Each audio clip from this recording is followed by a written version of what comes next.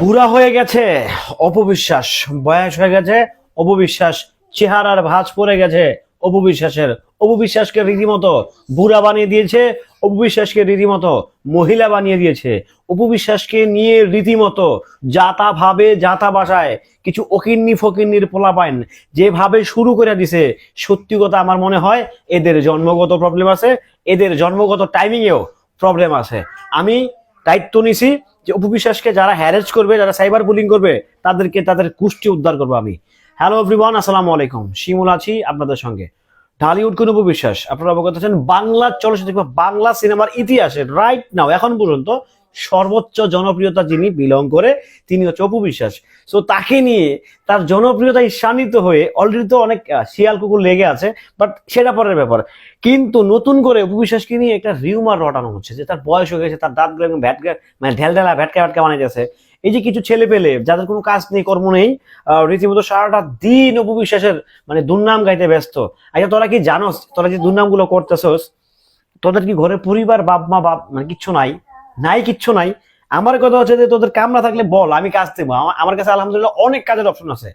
7,000 টাকার থেকে বেতন শুরু করে একদম 20,000 টাকার মতো বেতনের চাকরি আমার কাছে আছে। যদি কাম না থাকে আমার কাছে কো ভাই, আমার কোম্পানি লোক খুঁজতেছে, লোক খুঁজে পায় না। তখন যদি কাম করতে মনে চায় জাস্ট আমার ইনবক্সে নক করতে, ভাই আমার একটা চাকরি দেন, শিক্ষাগত যোগ্যতা ন্যূনতম ইন্টার পাস হলেও চলবো। বুঝতে পারছস তো? সো দয়া করে আল্লাহর রাস্তায় যে কাম করতে খাইতে মনে চায় তাহলে আমার নক কর। বাংলাদেশের 64 জেলায় যে কোনো জায়গাতে তোদেরকে চাকরি দেওয়া যাবে যদি মানুষের বাচ্চা হয়ে থাকস। যাই হোক, এখন আসি ঢালিউড কুইনের কাছে। দেখেন অপবিশ্বাস কে নিয়ে যেসব রিউমার রটে, যেসব এই যে যা শুরু হয়েছে সোশ্যাল মিডিয়াতে, হানিমুনে গেছে হচ্ছে আমাদের কি জানি মাহফুজ কাদ্রির সঙ্গে। আচ্ছা মাহফুজ কাদ্রি আর অপবিশ্বাস এক হইলো? আপনারা বলেন তো, এটা আপনারা বিশ্লেষণ করবেন, আপনারা বিচার করবেন। আসলে এক হইলো? এটা সম্ভব? এটা কখনো কোনোদিন সম্ভব? আপনারাই বলেন তো, কখনো কোনোদিন এই দিন দিকে সম্ভব সেটা? মানে হানিমুনে পাঠিয়ে দিতে সেসব মানে অস্থি বস্তির পোলাপাইন। হ্যাঁ, তাইলে এখন আপনারা বলেন যে আমি কিভাবে, আপনারা আবার অনেকেই বলেন অপবিশ্বাসের ফ্যানরা যে শিমুল ভাই গালাগালি করে না, থাক বাদ দেন। এদেরকে গালাগালি না করে উপায় আছে? আপনারা বলেন তো।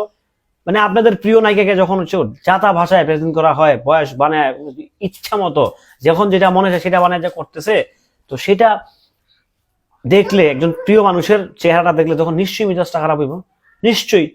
তো সেই জায়গা থেকে যারা তোরা অপবিশ্বাসকে নিয়ে নোংরামি করছিস, তোদেরকে বলতে চাই, তোদের যদি কাজকর্ম না থাকে আমাকে বলিস, আমার কাছে অনেক বড় চাকরি আছে। যার যেরকম শিক্ষাগত যোগ্যতা আছে ক্যাটাগরি ওয়াইজ আমি তোদেরকে চাকরি দিতে পারবো আলহামদুলিল্লাহ।